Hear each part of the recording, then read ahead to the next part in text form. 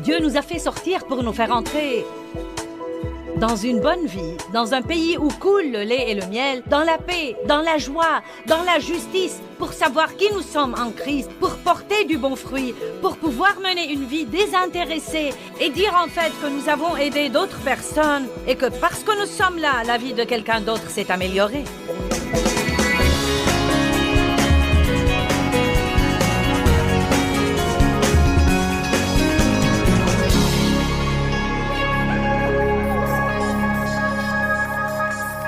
Eh bien, je vais vous enseigner sur l'obéissance ce week-end, du moins dans les quelques premières réunions. J'ai senti dans mon cœur qu'il était temps d'enseigner sur l'obéissance. J'ai remarqué que quand j'ai dit ça, personne n'a acclamé, mais ça ne me décourage pas le moins du monde.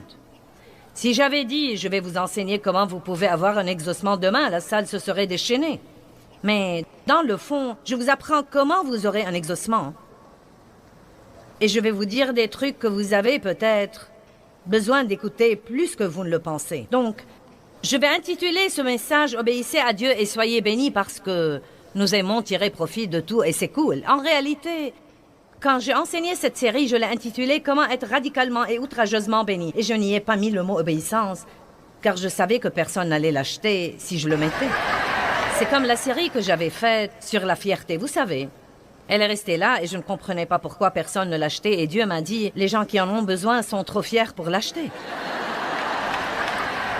Donc, nous devons faire attention aux titres que nous mettons sur les trucs. Mais je me suis dit que puisque je suis là à Tulsa, je vais m'armer de courage et vous dire franchement que je vais enseigner sur l'obéissance. Amen. Et je sais que tous ceux qui me regardent chez eux, sur votre ordinateur ou n'importe quoi d'autre, je parie que vous sautez en l'air dans vos maisons en ce moment. Vous êtes comme, vous avez vos blocs-notes devant vous, vous avez vos stylos et vous dites « Oui, Joyce va prêcher sur l'obéissance, je meurs d'envie d'y être. » Je commence par une question. Êtes-vous instruit au-delà de votre niveau d'obéissance?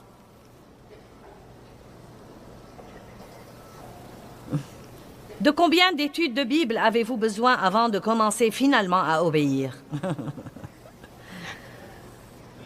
Et c'est en réalité un grand problème dans quelques secteurs du christianisme aujourd'hui. Parce que nous croyons qu'il s'agit de ce que nous savons.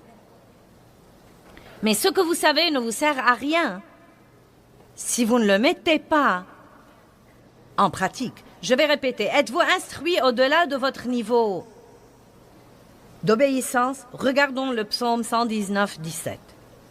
Fais du bien à ton serviteur pour que je vive et que j'observe ta parole. Maintenant, je vous prie d'écouter ce que dit la Bible amplifiée sur la signification d'observer la parole.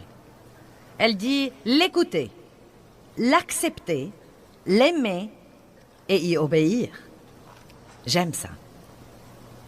J'aime la Bible amplifiée parce qu'elle développe les choses et me donne une meilleure compréhension.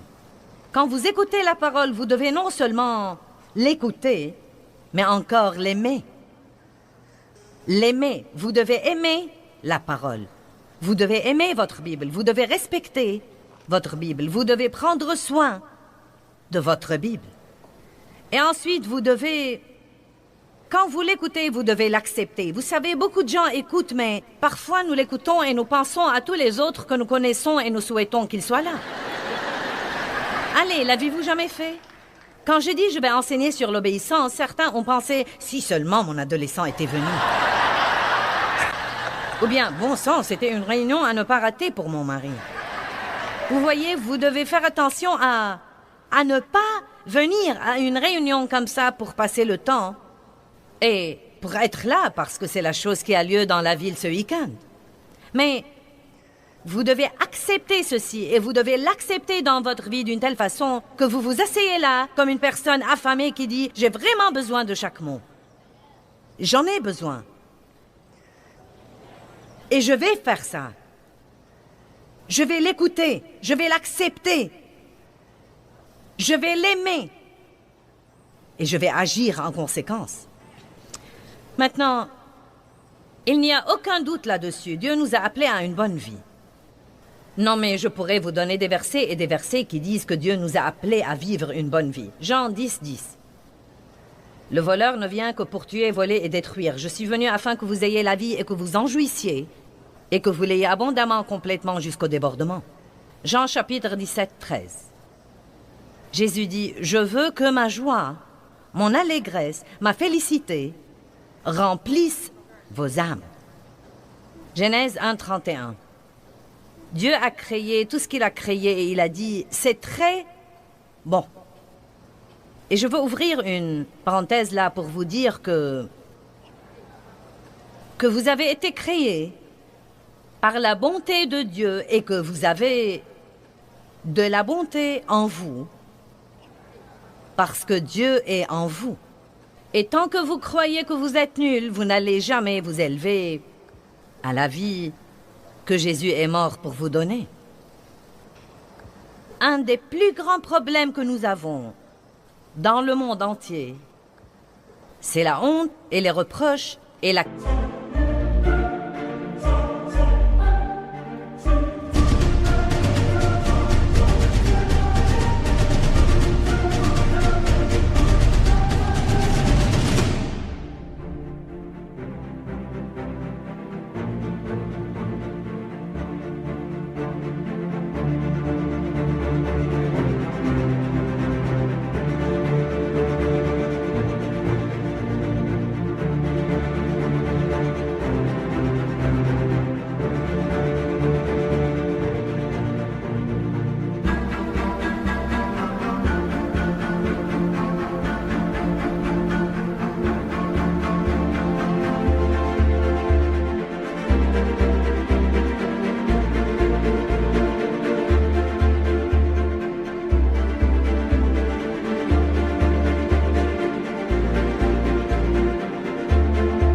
culpabilité et la condamnation et la sous-estimation de soi-même et le manque d'assurance. Et tout ceci est enraciné dans les gens qui ne s'aiment pas. Je n'aime pas tout ce que je fais, mais je sais séparer qui je suis de ce que je fais. Et j'aime vraiment ma personne. Et cela exaspère les fanatiques quand je dis que j'aime ma personne. D'une manière ou d'une autre, nous croyons que c'est beaucoup plus religieux de se détester et de penser « Eh bien, je ne suis qu'un ver pauvre et malheureux. » J'aime ma personne. J'aime ma personnalité unique. J'aime ma voix unique. J'ai fait la paix avec mes cuisses. J'aime ma personne.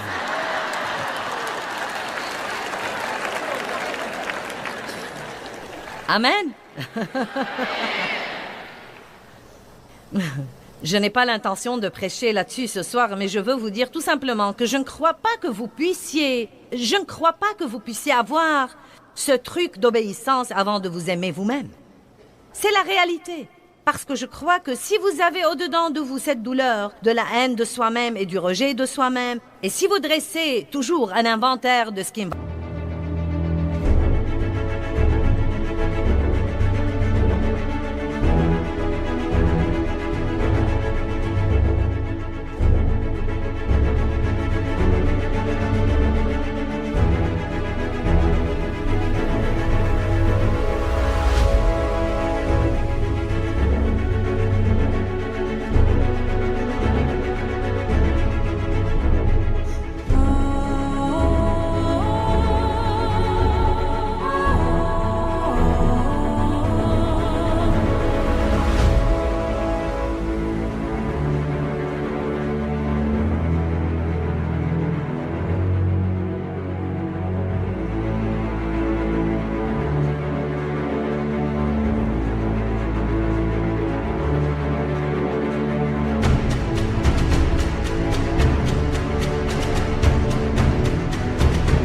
Pas chez vous. Je crois que ça va saper votre force et votre énergie et il ne vous restera vraiment rien pour servir Dieu. Quelqu'un est d'accord avec ça? Faites donc finalement la paix avec vous-même. Nous devons obéir à Dieu. Il veut qu'il soit obéi. Mais il nous donne le choix. J'ai mis devant toi le bien et le mal, la vie et la mort. À toi de choisir. Mais l'intention de Dieu a toujours été de nous dire ce que nous devons faire, en espérant que nous le ferons parce que si nous faisons ce qu'il nous dit de faire, nous serons alors capables de vivre cette bonne vie que Jésus est mort pour nous donner. Si vous n'apprenez pas à obéir à Dieu, vous ne jouirez pas de la bonne vie. Peut-être que vous y penserez, que vous en parlerez, que vous écouterez des sermons là-dessus et que vous lutterez pour essayer d'y arriver, mais vous ne vivrez jamais vraiment dans ce que les Israélites appelaient la terre promise. Si vous ne commencez pas à obéir à Dieu. Quelqu'un est d'accord sur le fait que nous devons obéir à Dieu? D'accord. Deutéronome 6, 23. Je veux vous montrer quelques versets. Je me demande si ceux qui sont ici... Je devrais peut-être inclure tous ceux qui nous regardent à la télé et inclure ceux qui nous écoutent sur CD. Je me demande si ceux qui nous écoutent en ce moment, je me demande quels sont leurs domaines de désobéissance. Je me demande quels sont leurs petits renards. Oh, c'est une petite chose. Oh, eh bien, tous les autres le font. Vous n'êtes pas tous les autres. Et, regardez-moi, quand vous vous tiendrez devant Dieu, vous n'allez répondre que de vous-même. Et je crois que nous devons penser qu'un jour viendra où nous nous tiendrons devant le trône de Dieu pour lui rendre compte de nous-mêmes et de notre vie. Dieu ne va pas me demander de Dave. Il ne va pas me demander de ma voisine. Il va me demander de moi-même. Je dois donc arranger et résoudre cette chose entre moi et Dieu. Je crois que nous nous soucions beaucoup trop de ce que font tous les autres, alors que nous devons nous soucier beaucoup plus de ce que nous faisons. Amen. Je m'attends à ce que ce soit calme ce week-end, mais ça va. Vous savez, les pasteurs aiment mieux quand ils ont des acclamations, mais Dave me dit toujours, s'ils sont d'accord, c'est qu'ils le savent déjà. Et s'ils sont vraiment calmes, c'est qu'ils réfléchissent à ce que tu as dit. Amen. Deutéronome 6, 23 jusqu'à 25. Et il nous a fait sortir de là pour nous amener dans le pays qu'il avait juré à nos pères de nous donner. J'aime toute cette idée de les faire sortir pour les faire entrer. Il nous a fait sortir de l'esclavage du péché, non pas pour que nous puissions nous débrouiller dans la vie et vivre malheureux, la tête baissée tout en essayant de survivre jusqu'à ce que nous allions au ciel. Il nous a fait sortir pour nous faire entrer dans une bonne vie, dans un pays où coule le lait et le miel, dans la paix, dans la joie, dans la justice, pour savoir qui nous sommes en Christ, pour porter du bon fruit, pour pouvoir mener une vie désintéressée et dire en fait que nous avons aidé d'autres personnes et que parce que nous sommes là, la vie de quelqu'un d'autre s'est améliorée. Il vous a fait sortir pour vous faire entrer, non pas pour que vous puissiez errer dans le désert et tourner autour des mêmes montagnes toute votre vie. Les Israélites ont passé 40 ans à faire un voyage de 11 jours. Ne copions pas leurs erreurs.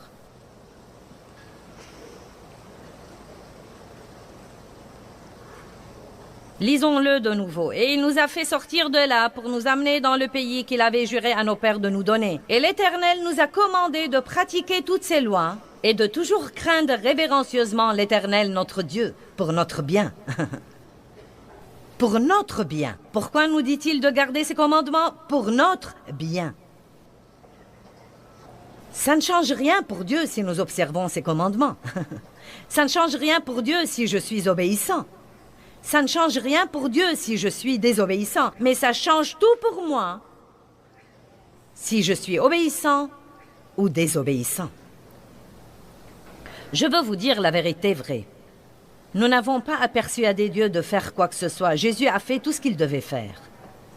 Tout est disponible pour nous. Et si nous lisons la Bible comme il faut, nous verrons que beaucoup de trucs pour lesquels nous prions sont déjà les nôtres. Nous avons été rachetés. Nous avons été libérés du péché. Sa puissance est sur nous et en nous. Nous devons nous approprier dans le présent ce que nous possédons déjà. La seule chose qui nous manque, c'est l'obéissance radicale. Et je vais l'appeler obéissance radicale.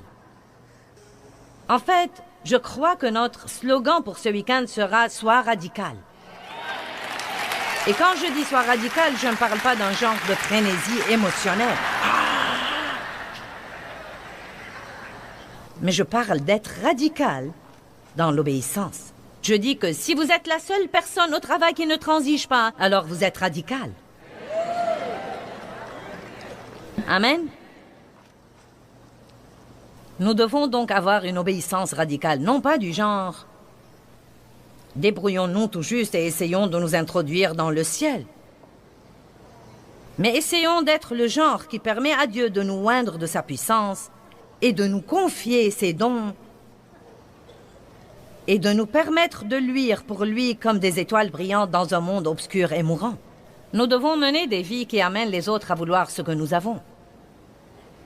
Deutéronome 10, 12 et 13. Maintenant, Israël, que demande de toi l'Éternel, ton Dieu, si ce n'est que tu craignes révérencieusement. Ce mot révérencieusement était dans les derniers versets que nous avons lus. Si ce n'est que tu craignes révérencieusement l'Éternel, ton Dieu, afin de marcher dans toutes ses voies, d'aimer et de servir l'Éternel, ton Dieu. Comprenez cette phrase parce qu'elle va vous prendre quelque part. De toute ta pensée et de tout ton cœur. De toute ta pensée et de tout ton cœur. Et de tout ton être. Donc, Dieu veut que nous le servions non seulement par nos actions, par notre homme extérieur, mais il veut que nous le servions par notre cœur et notre attitude. Je veux vous parler un peu ce soir de votre vie intérieure et de ce qui se passe au-dedans de vous. Nous pouvons le cacher aux autres, mais nous ne pouvons pas le cacher à Dieu. Et l'homme caché du cœur est vraiment plus important pour Dieu que toute autre chose.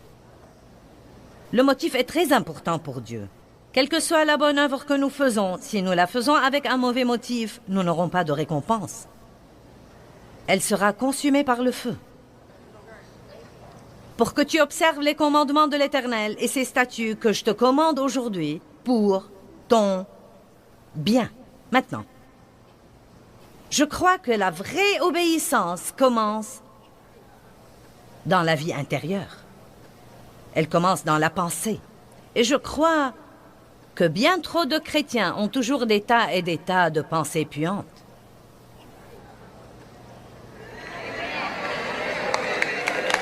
Amen. Le jugement, les critiques, la jalousie,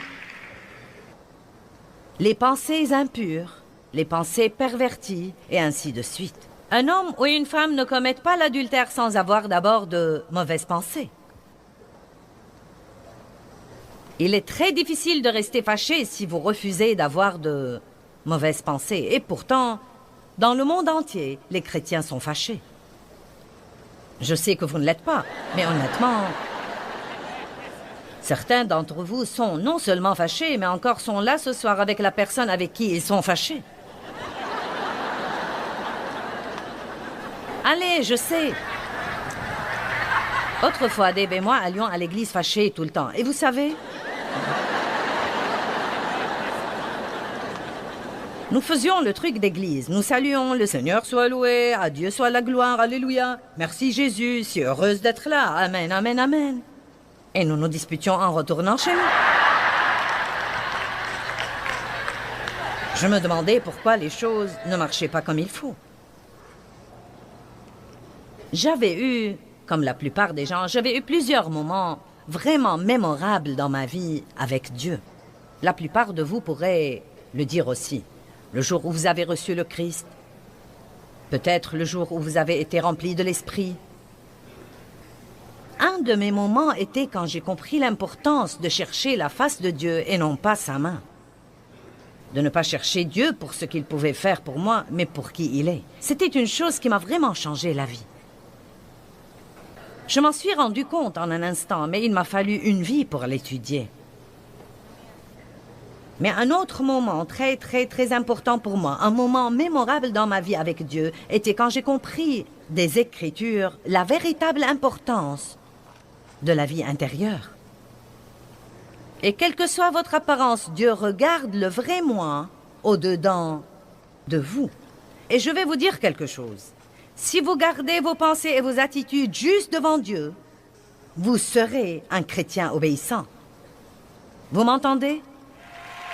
Vous n'êtes pas aussi heureux que je veux que vous le soyez. Heureux ceux qui ont le cœur pur, car ils verront Dieu. Dieu nous parlera quand nos cœurs seront purs. Nous serons divinement menés. Nous ne vivrons pas dans la confusion. Nous devons commencer par garder notre cœur plus que toute autre chose, car de lui sont les issues de la vie. Nous devons garder notre cœur. Je crois qu'il y a trop de péchés, probablement une liste aussi longue que mon bras et qui va peut-être jusqu'à ma jambe et jusqu'à la porte de derrière. Trop de péchés que nous acceptons, tout simplement comme des péchés acceptables ou respectables. Vous savez, il y a des choses que Dieu appelle péchés, mais nous croyons que ce sont des oups ou... Eh bien, vous savez, c'est le 21e siècle. Non, mais les gens vivent ensemble aujourd'hui sans se marier. C'est le 21e siècle. Allez, maintenant, n'éteignez pas la télé. J'essaye de vous aider, je n'essaye pas de vous blesser. Vous ne pouvez pas aider les gens sans affronter leur mauvais comportement. Nous ne pouvons pas avoir des leaders qui tapotent tout le monde dans le dos et leur disent qu'ils sont merveilleux tout le temps. Nous devons parfois avertir, conseiller, réprimander, donner une fessée. Amen. Pour votre bien. Pour votre bien. C'est trop facile de rentrer dans cette routine passive de « Ah, vous savez, je sais que j'ai un problème avec ça, mais mince alors, vous savez, il y a des problèmes un peu partout. » Non, nous devons être radicaux avec le péché. Nous devons être radicaux avec la tentation. Allez, dites à la personne à côté de vous, il est temps d'être radical.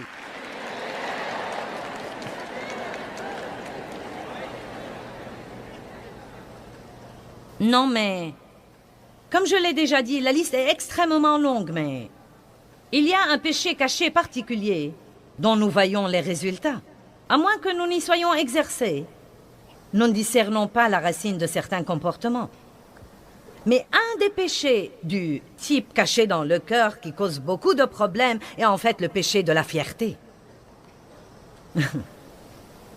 Surtout pour les chrétiens, la fierté morale. La fierté spirituelle. Nous sommes fiers du petit peu de bon comportement que nous avons. Et cela nous amène à juger les autres dont le comportement n'est pas aussi bon que le nôtre. Amen. Le péché de l'autodroiture est en réalité un des péchés les plus terribles. Je sais que nous avons tous nos propres opinions sur Job et...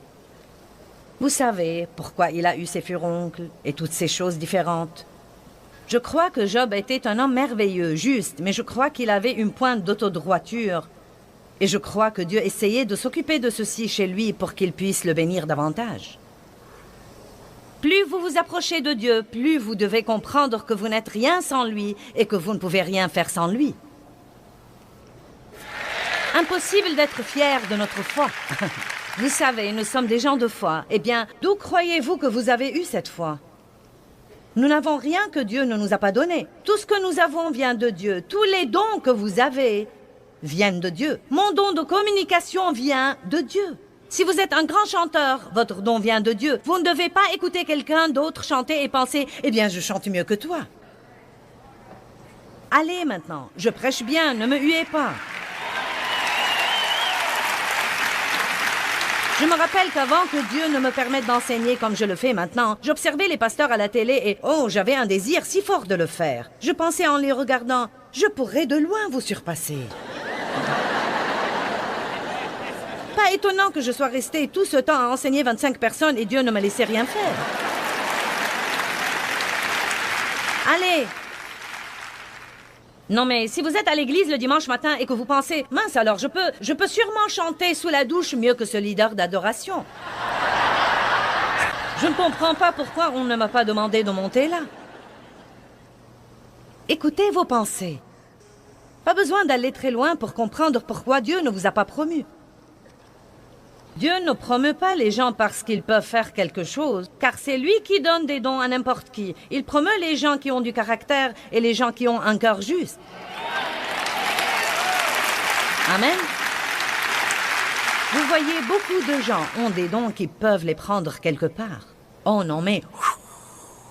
des étoiles filantes. J'ai peur des personnes comme ça, car je sais qu'ils vont faire... Beaucoup de gens ont un don qui peut les prendre quelque part, mais pas assez de caractère pour les garder là une fois qu'ils arrivent. Si vous croyez que l'échec est une pression, vous devez essayer le succès. Je ne crois pas que vous m'avez comprise. Si vous croyez que l'échec est une pression, vous devez essayer le succès. Vous voulez que tout le monde vous connaisse? Eh bien, ils vont tous avoir des opinions sur vous. Et Dieu va exiger que vous leur pardonniez et que vous les aimiez de toute façon. Amen.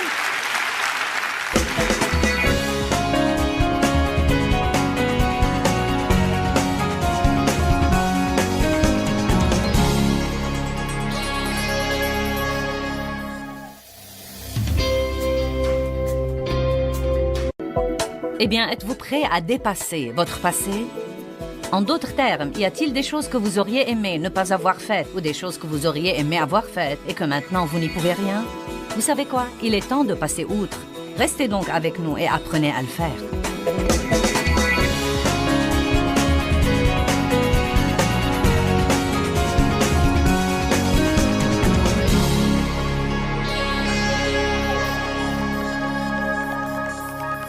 Proverbe 4, 23 dit « Garde ton cœur plus que toute autre chose, car de lui viennent les issues de la vie. » Cela nous donne une responsabilité. Il ne dit pas que quelqu'un d'autre doit garder mon cœur.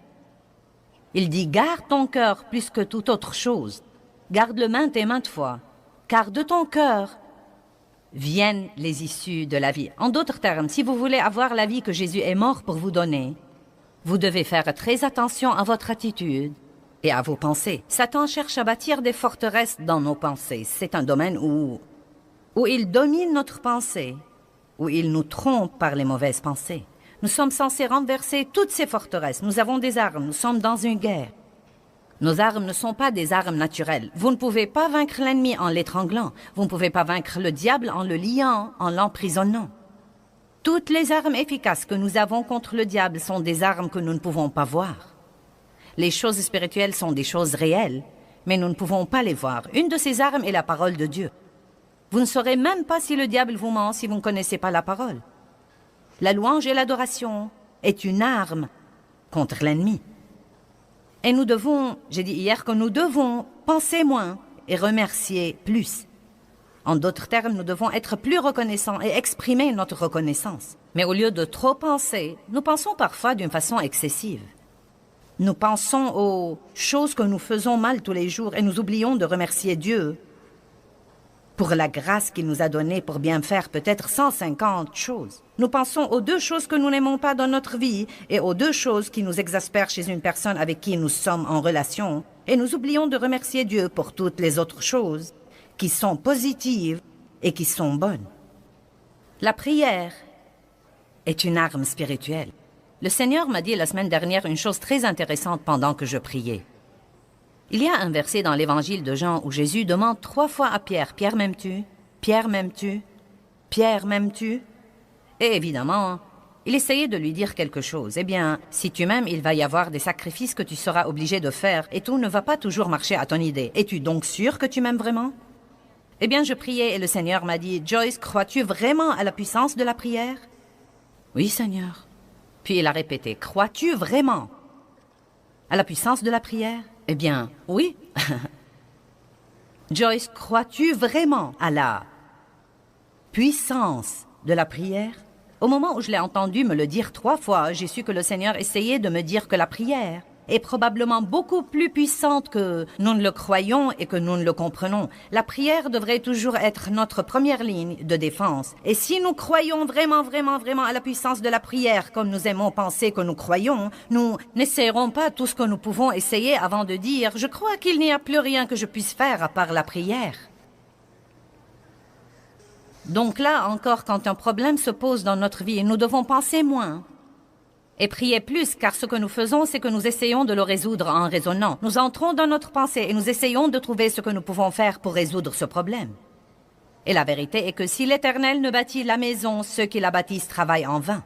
Et donc, quel que soit ce que nous essayons de faire, si nous ne mettons pas Dieu au courant de notre situation par la prière, car la prière ouvre la porte à Dieu pour intervenir et travailler, le diable fera à son idée dans nos vies. L'obéissance est une guerre spirituelle. Soumettez-vous à Dieu, résistez au diable et il fuira. Et là encore, nous pensons trop parfois à ce que Dieu nous dit de faire et nous pouvons nous en dissuader. Nous devons obéir et non pas voter sur ce que Dieu dit. Marcher dans l'amour est une guerre spirituelle. Romains 12, 21 dit que nous surmontons le mal par le bien. Quand le diable vous attaque, une des choses les plus puissantes que vous puissiez faire, c'est d'être gentil avec les autres. J'ai dit, quand le diable vient et vous attaque, une des choses les plus puissantes que vous puissiez faire, c'est de faire du bien envers les autres. Laissez-moi répéter. Quand le diable vous attaque, une des choses les plus puissantes que vous puissiez faire, c'est de faire du bien exprès envers les autres. Vous n'en aurez peut-être pas envie, mais vous pouvez le faire exprès. Aussi, passer du temps avec Dieu est une guerre spirituelle. Si vous marchez en présence de Dieu et que vous avez vraiment cette présence de Dieu sur vous, tout autour de vous et avec vous à tout moment, le diable ne saura pas quoi faire de vous. J'ai clôturé l'enseignement de la nuit dernière en disant qu'une pensée trompée engendre une vie trompée. Et mon message aujourd'hui est intitulé « Pensez à vos pensées ». Certains gens s'en fichent de leurs pensées. Vous devez penser à vos pensées. Si vous vous sentez déprimé, pensez à quoi vous avez pensé et dans un peu de temps, vous comprendrez pourquoi vous êtes démoralisé de cette façon. Si vous êtes troublé, pensez à ce que vous avez pensé parce que vous pouvez soit vous troubler, soit vous rendre heureux. Vous pouvez soit avoir une bonne journée, soit avoir une mauvaise journée à cause de vos pensées. Ne me regardez pas comme si vous ne saviez pas de quoi je parle. J'ai dit, vous pouvez soit être en bonne humeur, soit être de mauvaise humeur à cause de vos pensées. Vous pouvez soit vous rendre malheureux à cause de vos pensées, soit vous vous remontez le moral à cause de vos pensées. Le diable veut que nous croyions que nous sommes dans un piège et que nous n'y pouvons rien, mais je vous apporte la bonne nouvelle comme quoi il y a quelque chose que vous pouvez faire. Il y a quelque chose que vous pouvez faire au sujet de votre niveau de joie et au sujet de votre niveau de paix. Quelque chose que vous ne pouvez pas faire au sujet du diable et que vous pouvez faire pour avoir une meilleure vie. Et tout cela commence dans votre pensée. La pensée est le champ de bataille. Et si vous n'apprenez pas à penser comme il faut, le diable contrôlera votre vie.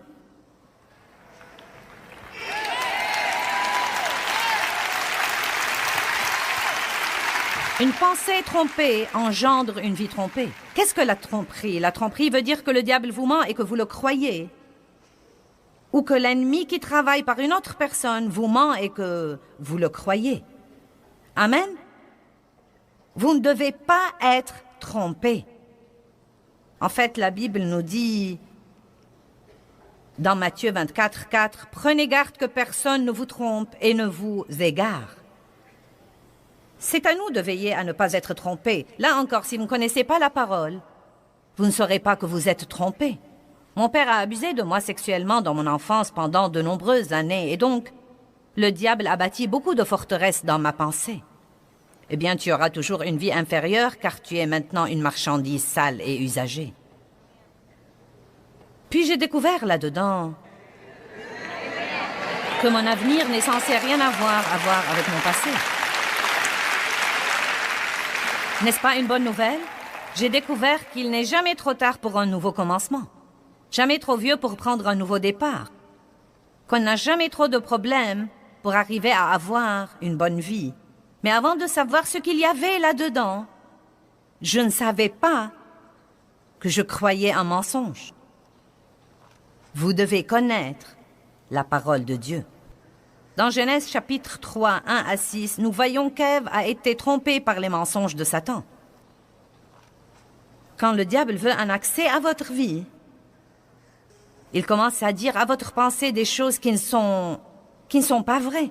De petites suggestions. Parfois, elles n'ont même peut-être pas l'aspect d'un mensonge. Elles sont juste une petite déformation de la vérité. Et c'est toujours en fait un mensonge. Mais nous ne nous rendons pas compte parfois que ces choses-là sont des mensonges. Vous voyez, que lui a-t-il dit? Eh bien, Dieu vous a-t-il réellement dit? Le ton même de la voix, mais un point d'interrogation. Pourquoi Dieu a dit que vous ne pouviez pas avoir ça? Qu'essaye Dieu de vous refuser? Qu'y a-t-il là-dedans qui serait très amusant et dont Dieu essaye de vous priver? Peut-être que si vous faites ça, il y aura quelque chose que vous pouvez avoir ou que vous pouvez savoir et que vous ne savez pas. Savez-vous qu'a fait Ève? Elle a pensé aux paroles du diable. Et je crois qu'au début, Ève savait dans son cœur que c'était mauvais, car la première chose qu'elle a dite était « Oh non !» Dieu a dit que nous ne pouvions pas faire ça. Et il a joué avec sa pensée, et elle a ensuite commencé à bien penser à ce qu'il disait, et cela avait l'air raisonnable. Puis-je vous dire quelque chose? La foi est déraisonnable parfois. Ce que Dieu nous demande ou nous mène à faire est très déraisonnable parfois. Parfois, ce que Dieu nous demande de faire n'est pas toujours ou il n'est même pas normalement logique. C'est pourquoi nous devons penser avec la pensée de l'esprit et non pas penser avec la pensée de la chair. Et là encore, parfois, vous pensez à l'excès alors que vous devez demander à votre cœur. Arrêtez de vivre par le raisonnement et demandez à votre cœur si vous voulez avoir des réponses justes sur ce que vous devez faire. Peut-être que Dieu veut que vous quittiez un travail et allez en trouver un autre, car ce travail est très exigeant et qu'il vous vole votre famille, et vous vole votre santé, et vous vole votre vie spirituelle. Et peut-être que Dieu vous dit de le quitter et d'aller chercher et en trouver un autre, mais votre pensée entre en action. Et ça alors? Et si? Et ça alors? Et si? Et ça alors? Et si? Et donc, que faisons-nous? Nous passons notre vie à nous occuper de nous-mêmes et nous sommes gênés au-dedans de nous parce que nous n'obéissons pas au Saint-Esprit de Dieu.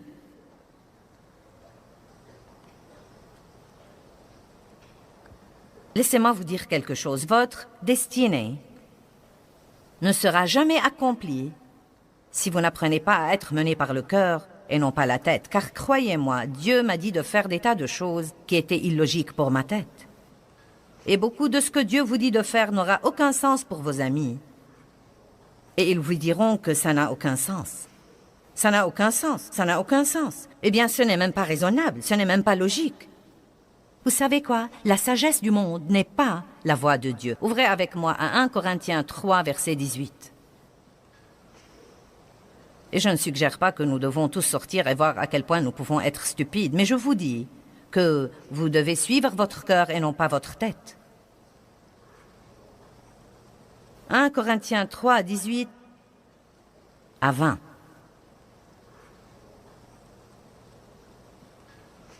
Verset 18. Que nul ne s'abuse lui-même. J'aime vraiment ça. Que nul ne s'abuse lui-même.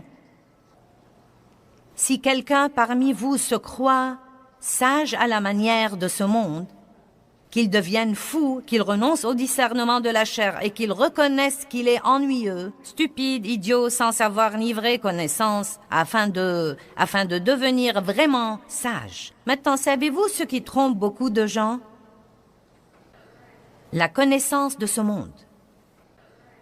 Et je ne dis pas de ne pas s'instruire, mais soyez aussi assez sage pour savoir que tout ce que vous lisez dans un livre n'est pas vrai et que tout ce qu'un enseignant vous dit n'est pas vrai. On n'enseigne pas la création à l'école. On n'enseigne pas la foi à l'école. On n'enseigne pas la croyance en Dieu à l'école. Nous avons deux sources de sagesse. La sagesse du monde et le livre le plus sage qui ait jamais été écrit. Et je sais qu'il est vrai. Vous savez comment je sais qu'il est vrai? Parce que ceci marche et cela ne marche pas. Tout ce que vous devez faire, c'est de regarder tous les gens qui suivent la sagesse du monde en ce moment et vous voyez ce qui arrive réellement dans notre société. Tout se détruit. Mais la Bible dit que ceux qui croient la parole de Dieu et qui marchent dans la justice brilleront dans l'obscurité comme les lumières brillantes et comme des étoiles et des phares. Amen. Nos vies devraient toujours refléter la vérité de la parole de Dieu. Et tout ce que vous devez faire, c'est de marcher dans la parole de Dieu. Et dans peu de temps, les gens commenceront à voir une immense différence entre vous et tous les autres, que vous n'aurez même pas besoin de leur casser les oreilles avec votre Bible pour accepter le Christ. Ils viendront à vous et voudront savoir ce que vous avez et qu'ils n'ont pas.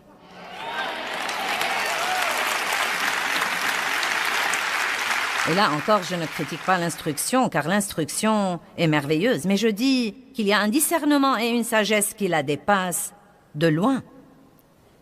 Verset 19. Car la sagesse de ce monde est folie, absurdité et stupidité devant Dieu. Car il est écrit, celui qui prend les sages dans leur propre ruse. Et encore, le Seigneur connaît les pensées et les raisonnements des sages humainement, et c'est dans sa sagesse qu'ils sont vraiment vains. Vous savez, l'une des choses très trompeuses, c'est de penser que nous savons tout. De penser que nous savons tout. Par exemple, aujourd'hui, quand vous avez appris que j'allais enseigner sur le champ de bataille de la pensée, vous avez dit « Oh, j'ai déjà lu ce livre-là ». Mais vous savez quoi? Tout ceci est signe que vous pensez déjà que vous savez tout et qu'il ne vous reste rien à apprendre là-dessus. Nous devons nous rendre compte, j'ai besoin de ça. J'ai besoin de ça. J'ai besoin de ça. Parle-moi, Joyce. Parle-moi, Seigneur. Parle-moi. J'ai besoin de ça et de cette aide-là. Vous savez, nous devons toujours être ouverts à ce que Dieu veut nous enseigner. Amen. Je vous prie d'ouvrir avec moi à Romains 12.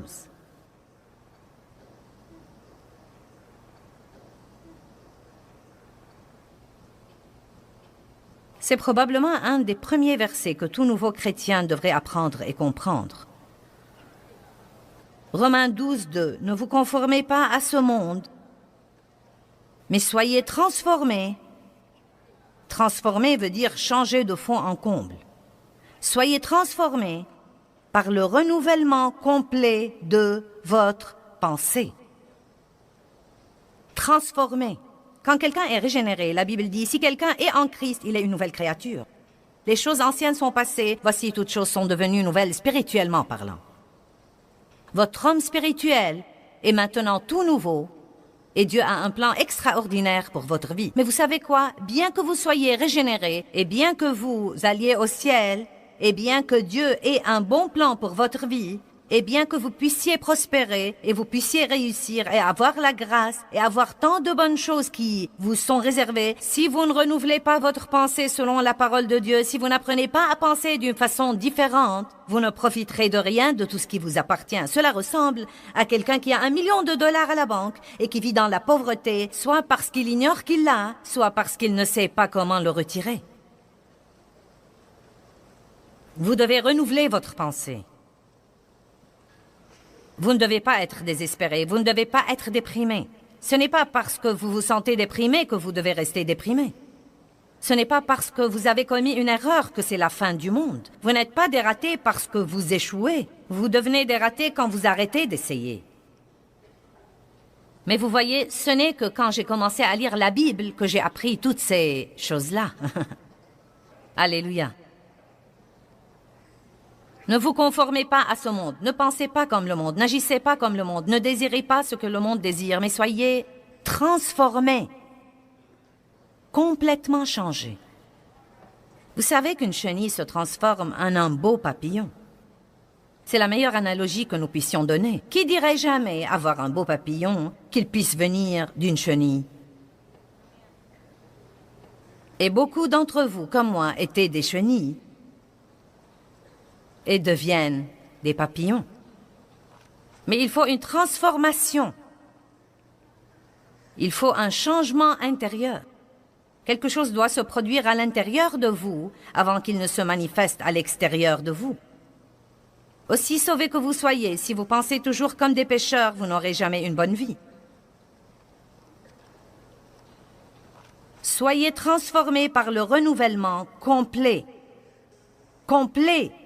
de votre pensée. Pensez différemment à propos de votre argent. Les pécheurs ne pensent pas à donner leur argent. Vous devez penser comme des croyants. Levez-vous tous les jours et pensez exprès comment pourrais-je être une bénédiction à quelqu'un d'autre. Eh bien, croyez-moi, je ne pensais pas comme ça autrefois. Je pensais comment je pourrais amener tout le monde à faire ma volonté toute la journée. Mais j'ai eu un changement de pensée, et parce que j'ai eu ce changement, j'ai eu un changement de vie. Maintenant, je pense exprès que tout le monde dise exprès. La bonne nouvelle que j'essaye de vous apporter, c'est que vous n'êtes pas obligé de penser et de méditer et de tourner et de tourner et de retourner tout ce qui vous passe par l'esprit. Si vous connaissez la parole, quand une pensée destructive pour votre vie vous passe par l'esprit, vous le saurez sûrement, vous rejetterez cette pensée et vous pourrez ensuite penser à une bonne chose exprès, et quand vous faites ça, il produira du bon fruit dans votre vie. Avant que je n'apprenne ça, je me réveillais et j'ignorais que je pouvais choisir mes pensées, et donc le diable venait et me remplissait l'esprit de pensées égocentriques et égoïstes. Il y avait des jours où je m'allongeais sur mon lit et où je me fâchais contre tout le monde avant même de sortir du lit. Allez, vous savez exactement à quoi je pensais. Je pensais à tout ce que Dave a fait hier et que je n'ai pas aimé, et à tout ce qu'il allait faire aujourd'hui et que je ne vais pas aimer. Et j'avais déjà tout planifié pour que quand il le fera, je saurai ce que j'allais lui dire. Nous avons eu 5 querelles avant même que je ne pose mes pieds sur le plancher. Et j'étais vexée avant même de me lever. Vous pouvez vous vexer émotionnellement. Vous pouvez vous attirer des douleurs physiques à cause de vos propres pensées. Alléluia. Oh, quel changement de vie que de se réveiller le matin maintenant. Et la première chose que je dis, merci Seigneur pour ce jour. Merci Dieu pour m'avoir permis de jouir de ce jour que tu m'as donné. Merci pour ma famille et mes enfants. Merci pour m'avoir permis d'être dans le ministère. Montre-moi les moyens dont je peux être une bénédiction aux autres aujourd'hui. Quel changement! Quelle transformation! Ne vous conformez pas à ce monde, mais soyez transformés par le renouvellement complet de votre pensée. Vous savez quoi? Je suis heureuse maintenant. Je suis heureuse. Et je me rappelle quand j'ai été victime d'abus sexuels et quand j'ai eu un mauvais mariage qui était destructif aussi. Je disais au Seigneur quand je priais la nuit, « Dieu, je voudrais vraiment être une femme heureuse un jour. » Car j'ai été si malheureuse. J'ai été si malheureuse toute ma vie. J'ai vécu dans la crainte et le souci et le tourment et la condamnation et la culpabilité. Je ne pouvais pas jouir de quoi que ce soit et je priais en disant « Dieu, je veux vraiment être heureuse un jour. » Et j'ai le plaisir de vous annoncer que je suis heureuse aujourd'hui.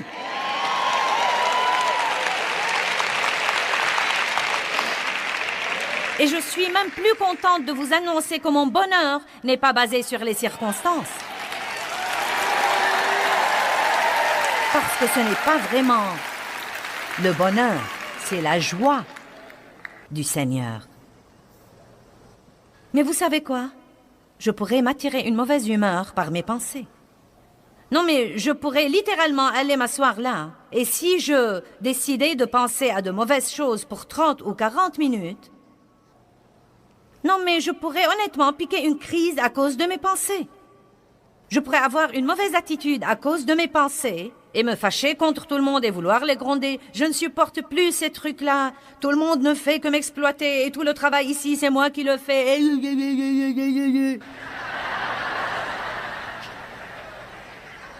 Écoutez-moi, vous pouvez vous aider vous-même. Certains d'entre vous ne devraient plus avoir les mauvais jours qu'ils avaient. Vous n'êtes pas obligé de passer vos jours dans la dépression et le désespoir et l'amertume et le ressentiment.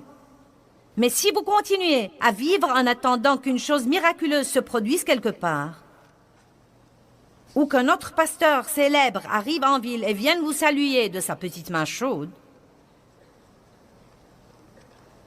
je suis là ce soir pour vous dire la vérité. Vous pouvez résoudre vos problèmes en prêtant attention à la parole de Dieu et en l'appliquant à votre vie.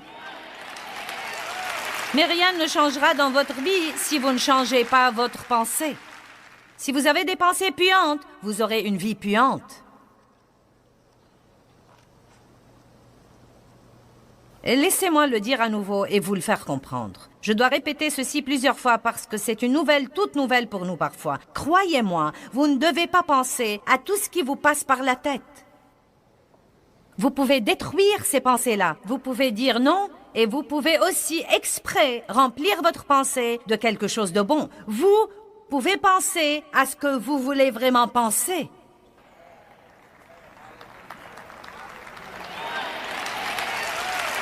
J'ai entendu une demoiselle là-haut dire « Wow! Vous savez quoi, j'aime ça, car c'était exactement ma réaction la première fois qu'on a commencé à me dire ça, car je ne le savais pas. » Est-ce que vous pouvez imaginer la condition de la vie des gens dans le monde aujourd'hui qui ne savent pas ça? Et savez-vous combien ça me chatouille de savoir qu'il y a des millions et des millions de gens qui regardent ceci à la télévision et qui ne savaient pas, ils ne savaient pas avant de regarder cette émission qu'ils ne sont pas obligés de penser à tout ce qui leur passe par la tête. N'est-ce pas passionnant? C'est une bonne nouvelle. Je peux penser ce que je veux penser et le diable n'y pourra rien. Il ne pourra pas me contrôler si je ne le laisse pas contrôler ma pensée. Voilà le problème. Je ferais bien de vous dire quel est le problème. Voilà le problème. Nous avons des mauvaises habitudes dont nous devons nous débarrasser. Nous sommes complètement indisciplinés sur ce plan. Il faut que nous travaillions diligemment avec le Saint-Esprit pour une période de temps systématiquement. Ce n'est pas parce que vous avez entendu ce message aujourd'hui que vous êtes supposé rentrer chez vous et ne jamais avoir une bataille avec votre pensée. Il va falloir combattre, combattre, combattre, combattre, combattre, combattre. Et c'est tellement mieux de combattre pour votre vie et pour votre victoire que de combattre tout le temps le diable qui essaye de vous tuer.